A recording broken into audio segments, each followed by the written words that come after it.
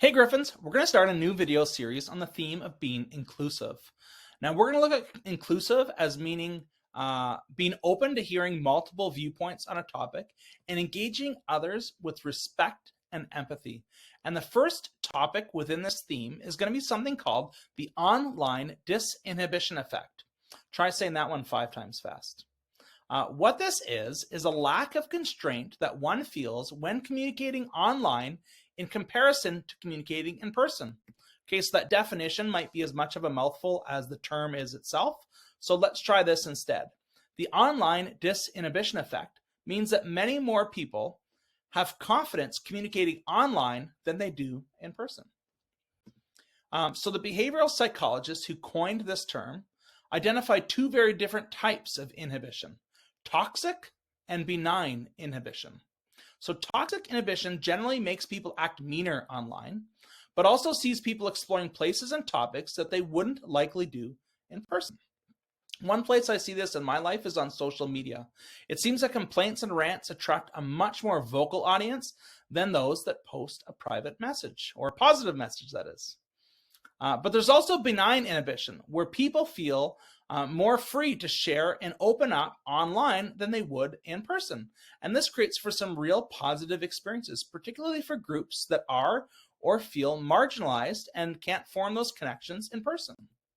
So the next question is why? Well, these researchers have identified a few different reasons for why we seem to be more confident online. The first one is anonymity.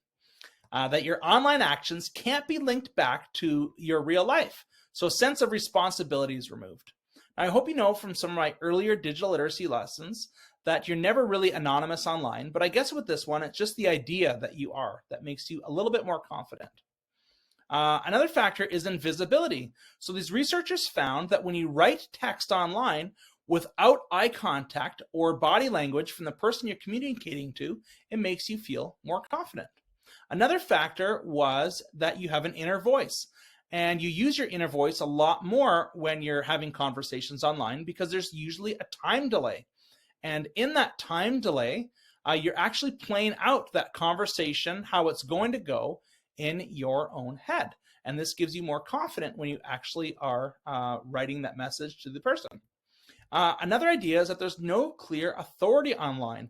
So although your actions online are beholden to the court of law, users generally lack any fear of punishment because there's no immediate source of that punishment.